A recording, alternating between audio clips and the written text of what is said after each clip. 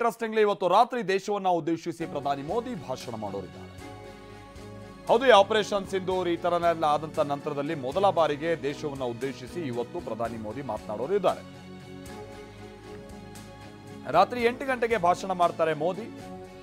ಯಾಕಂದ್ರೆ ದೇಶದ ಜನ ಕೂಡ ಪ್ರಧಾನಿಯಿಂದ ಬಹಳಷ್ಟು ವಿಚಾರಗಳನ್ನ ನಿರೀಕ್ಷೆ ಮಾಡ್ತಾ ಇದ್ದಾರೆ.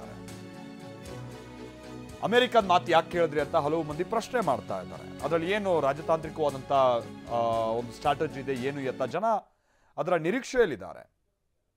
ಇವ್ರು ಹೋಗಿ ಚಿವುಟೋದು ಇವರೇ, ಹತ್ತಾಗಿ ಸಮಾಧಾನ ಮಾಡೋದು ಇವರೇ, ಯಾಕಂತ ಅಮೆರಿಕ ಜೊತೆಗೆ ಹೋಗ್ತೀರಾ ಅನ್ನುವಂಥದ್ದನ್ನು ಕೆಲವರು ನೇರವಾಗಿ ಪ್ರಶ್ನೆ ಮಾಡ್ತಾ ಇದ್ದಾರೆ.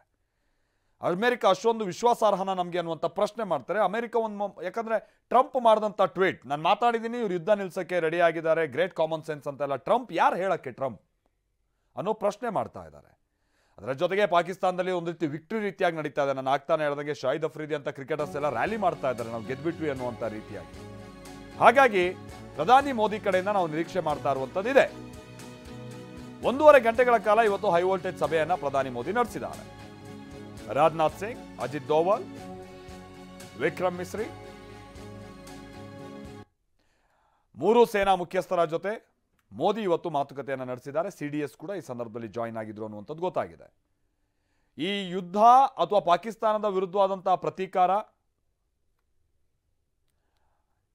ಇದೆಲ್ಲ ಇಲ್ಲಿಗೆ ಸೀಮಿತ ಆಗುತ್ತಾ ಅಥವಾ ಇದ್ರ ಮುಂದುವರೆದ ಭಾಗ ನಾವೇನೋ ನಿರೀಕ್ಷೆ ಮಾಡ್ಬೋದು? ಯಾಕಂದ್ರೆ ಇವ್ರು ಹೋಗೋದು ಅಲ್ಲಿ ತಟ್ಟು ಬರ್ತಾರೆ, ಅವ್ರು ಹತ್ತಂಗ್ ಮಾಡ್ತಾರೆ, ಅದಾದ ನಂತರ ಮತ್ತಿದೇ ರೀತಿಯಾದಂಥ ಕೀಟ್ಲೆಗಳು ಇನ್ನೂ ಅದೆಷ್ಟು ವರ್ಷ? ಇದು ಜನ ಮಾಡ್ತಾ ಇರುವಂಥ ಪ್ರಶ್ನೆ. ಸೊ ಒಂದು ಕಡೆ ಇವತ್ತು ಸಾಲು ಸಾಲು ಸಭೆಗಳನ್ನು ನಡೆಸಲಾಗಿದೆ.